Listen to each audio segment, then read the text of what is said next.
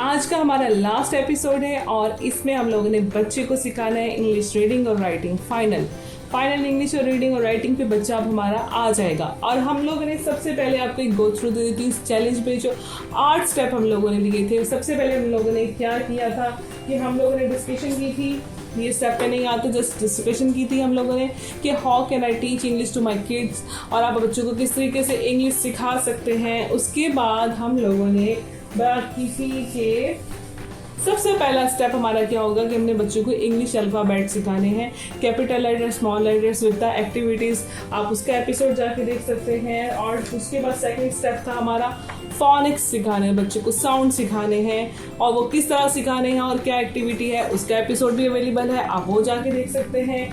और third step था हमारा बच्चे को वॉवल्स और कॉन्सोनेंट का कॉन्सेप्ट देना। What are vowels and consonant, उसका कॉन्सेप्ट आपने बच्चे को दिया, उसको समझाया, उसको बताया।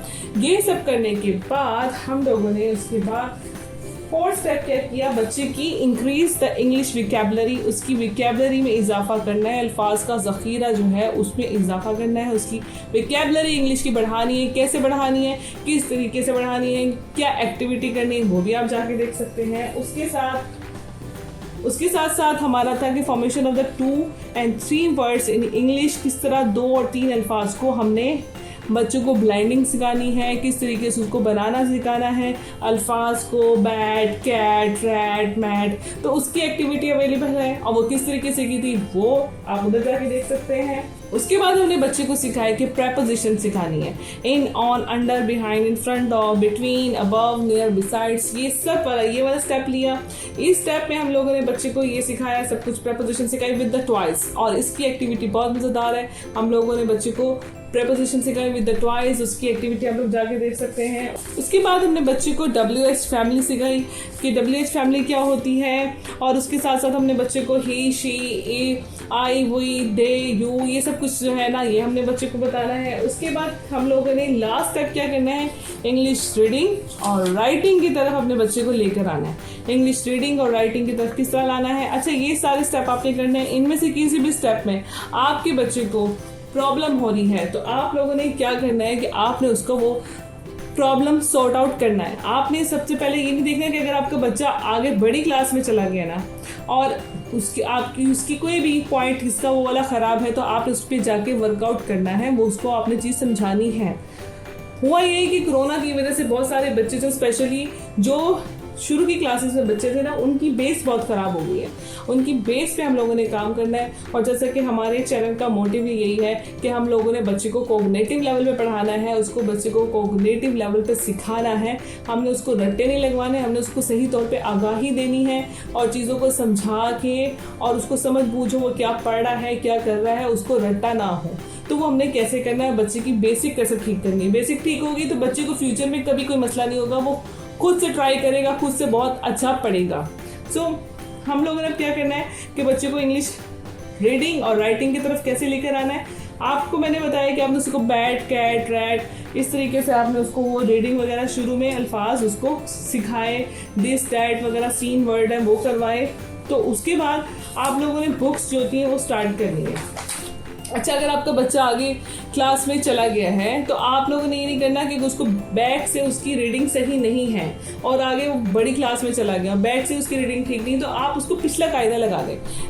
ये बॉदर नहीं करता कि वो आगे चला गया, मैं उसको पिछली क्लास में जो पिछली क्लासेस हैं या बिगनिंग की जो क्लासेस हैं, KG1 KG2 है, तो मैं उसकी उसको बुक क्यों पढ़ाऊँ, इससे कोई फ़र्क नहीं पड़ता। बच्चे की बेसिक ठीक होनी चाहिए, बस आपने उसके ऊपर काम करना है। आप लोगों ने क्या करना है कि जैसे आ कैट ऑन अ वॉल, इस तरह आपने बच्चे को रीडिंग करवानी है, आसान अल्फाज में आपने उसको रीडिंग करवाना शुरू करनी है। ऑन, इन, माई, योर, इस तरह आप कोई भी बुक ले लें, मार्केट में अवेलेबल है। आपने क्या करना है, बच्चे को रीडिंग कराना शुरू कर देनी है। जैसे this is a cycle and that is a car, आपने बच्चे को इस तरह से करवानी है और ये इसके कॉन्सेप्ट देने हैं, दिस, दिस, इस तरीके से आप साथ साथ जो हमने पिछली एपिसोड में किया था कि उसको this, this, in, on, preposition और ये सब चीज़ें सिखाना शुरू की थी, आर और आ और इनके कॉन्सेप्ट देने, तो साथ साथ बुक में भी देने हैं। मेरे पास ये बुक है, आप इसके ज़रिए बच्चे को बहुत अच्छा पढ़ा सकते हैं। आप कोई भी मार्केट में बुक्स अवेलेबल हैं जो छोटी क्लास के बच्चों की हैं, किंडरगार्टन के बच्चों की हैं, आप उससे स्टार्ट करवा सकते हैं कि जहाँ भी बच्चे को प्रॉब्लम आ रही है वहाँ से हम लोग स्टार्ट करेंगे ताकि बच्चे का शुरू में ही ठीक हो जाए। इसके ज़रिए हम लोग क्या करेंगे, वेयर इज़ इट, इसके ज़रिए थिंग्स आई वेयर, मैं क्या पहनता हूँ, दीज दोस, मतलब आपने स्टार्टिंग बच्चे को यहाँ से शुरू करवा देना है। इससे क्या होगा, अच्छी तरीके से अगर आप ये एक बुक उसको पढ़ा देंगी ना, पिछली बुक, तो उससे क्या होगा कि उसके कॉन्सेप्ट क्लियर हो जाएंगे। अगर बड़ी क्लास में भी है तो आप इस तरीके से उसके कॉन्सेप्ट क्लियर कराएं, इस तरीके से पढ़ाएं। उसके अलावा ये कार्ड्स के ज़रिए आप उसको पढ़ा सकते हैं। ये क्या है, स्टार्टिंग में आप एक कार्ड उसके सामने रखें, मून, स्टार, बेबी, ट्री, और मैंने आपको एक्टिविटी बताई थी कि उसको आप उसके ज़रिए जो उसका पिछले एपिसोड आप देख सकते हैं कि 3 और 4 अल्फाज को ब्लाइंडिंग कैसे करनी, फॉर्मेशन ऑफ द वर्ड कैसे बनानी, उसके ज़रिए स्टार्टिंग में सीन वर्ड्स कैसे करवाने, उसके ज़रिए आप उसको रीडिंग पे लेकर आएँ। इसके साथ साथ आप लोगों ने क्या करना है, बच्चों को राइटिंग के लिए आप ये करना है कि उसको फ्रूट्स नेम, वेजिटेबल्स नेम और ये सब नाम जो है ना, कलर्स नेम आपने बच्चों को उसमें याद करवाने शुरू करने हैं। रेड, येलो, ग्रीन, उसके स्पेल याद करवाना शुरू करते हैं। स्पेलिंग की तरफ बच्चे को ले आए। ABC वगैरह ऑलरेडी वो राइटिंग में उसको जो है वो शुरू कर दिया है। उसका आपने उसको पहले ट्रेसिंग वगैरह सिखाई और उसके ज़रिए से आपने उसको लिखना सिखाया। उसके बाद आपने क्या किया कि उसको बच्चे को 3 वर्ड्स बनाने सिखाए, उसकी रीडिंग करवाई। उसके बाद हम लोगों ने उसको दिस, दैट और ये लिखना है, सिखाना है उसको पेजेस पे। उसके साथ साथ आपने क्या करना है कि आपने उसको राइटिंग में colours name, fruits name, vegetables name, ये सब आपने उसको याद करवाना, उसे कहना लिखो, याद करके लिखो।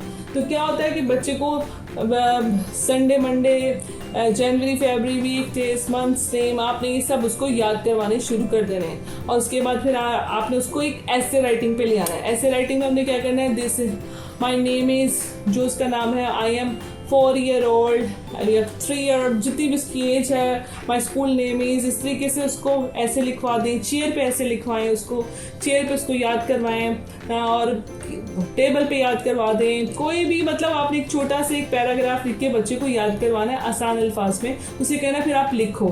और साथ साथ उसकी ये रीडिंग भी चलेगी, तो बच्चे को इस तरह इंग्लिश रीडिंग और राइटिंग में वो आराम से आ जाएगा। और अगर आपका बच्चा इनमें से किसी भी चीज़ में लैक आ रहा है उसमें, तो आप उसको ठीक करें। आप उसको जब उसकी ये सब चीज़ें ठीक हो जाएंगी पीछे से स्टेप बाय स्टेप, तो इंग्लिश रीडिंग राइटिंग बहुत अच्छी तरीके से करेगा। साथ साथ तो बोलेगा भी, उसका कॉन्सेप्ट इनकी दूसरी चीज़ें देखी हुई हैं, उसकी विकेबलरी इंक्रीज है, तो उसको मसला नहीं होगा, उसको बहुत ज़्यादा फ़ायदा होगा। और दिस और ये जो चीज़ें हैं हम उसको पहले ही सीन वर्ड में अच्छी तरीके से करवा चुके हैं।